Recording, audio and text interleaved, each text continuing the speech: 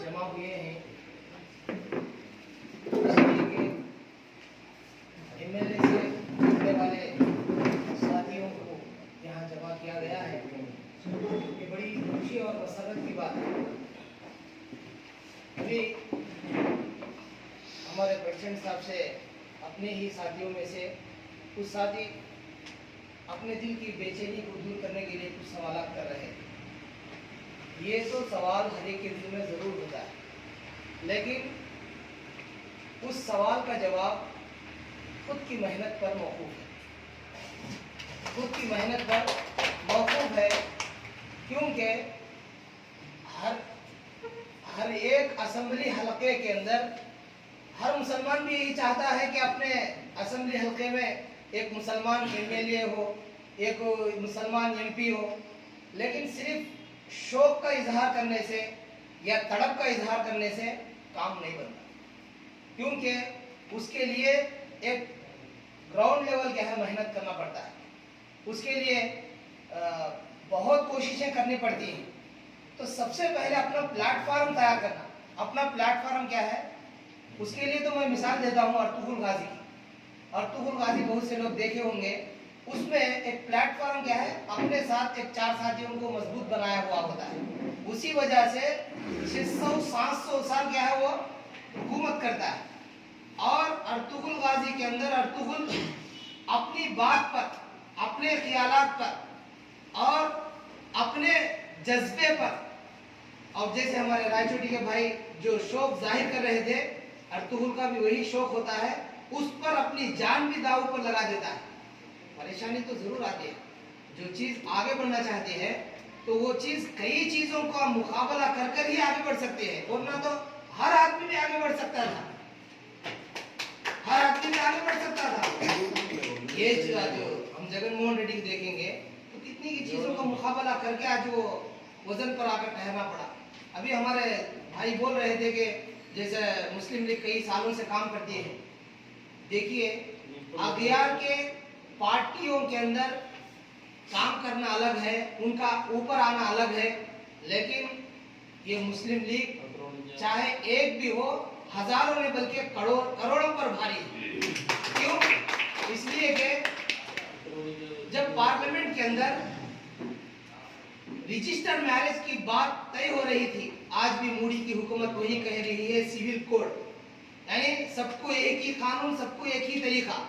तो उसी वक्त में जब नेहरू प्रधानी था, तो उस वक्त में एक ही एमपी जो पार्लियामेंट में मुस्लिम लीग का था, सुलेमान शेख के नाम से, उसने कहा कि हम इस कानून को नहीं मानेंगे, हम इस कानून को नहीं मानेंगे।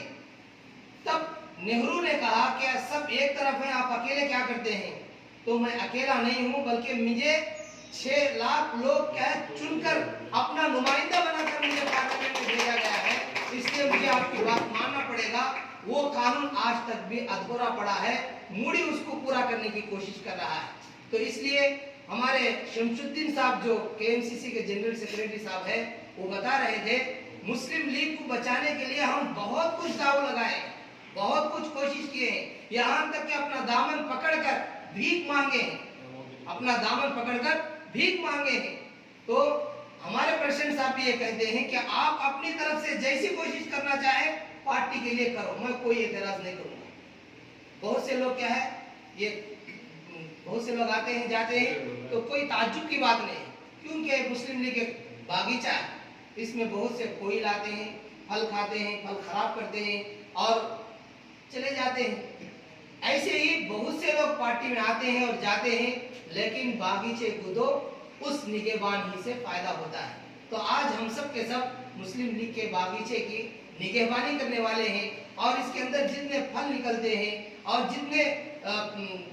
जितने फूल खिलते हैं, उन सब फूलों को फल बनाने की हमारी मेहनत है और हमारी कोशिश है। इस वास्ते आज बशीर साहब ने इतने लोगों को एमएलए से ठहरने के लिए हिदायत दिए हैं, तो इसमें नाराजगी की कोई बात नहीं है।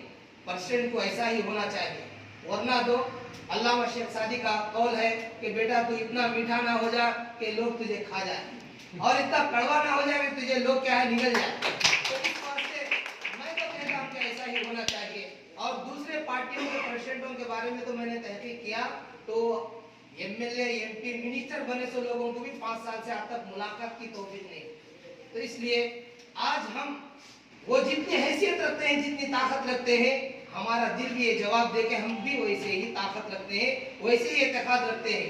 क्योंकि हम किसी एमआरओ ऑफिस में, किसी कलेक्टर ऑफिस में गए तो हम किसी एमएलए से कम नहीं समझते और किसी एमपी से कम नहीं समझते। अरे भाई वो तो उम्मीदवार था ना, वो कामयाब हुआ, हम नाकाम हुए हैं, बस इतनी बात है।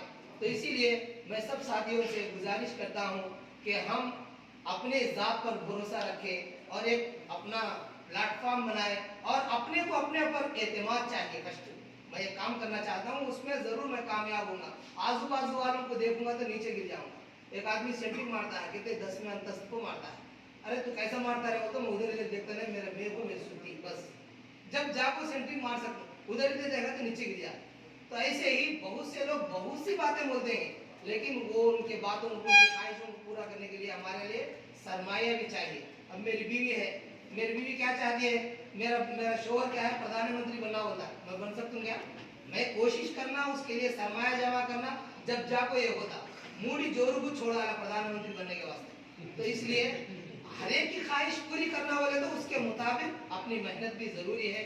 बहरहाल अल्लाह से दुआ भी करना, क्योंकि अल्लाह ताला कुरान में बयान फरमाते हैं वस्तईनु बिस्सब्रि वस्सलाह। हम जो भी काम करना चाहते हैं, एक नमाज, एक सब्र। जल्दी बोले तो उबल आया, तो दूसरा क्या भी नहीं। अल्लाह ताला हम सबको इन सारी बातों पर अमल की तौफीक नसीब फरमाए।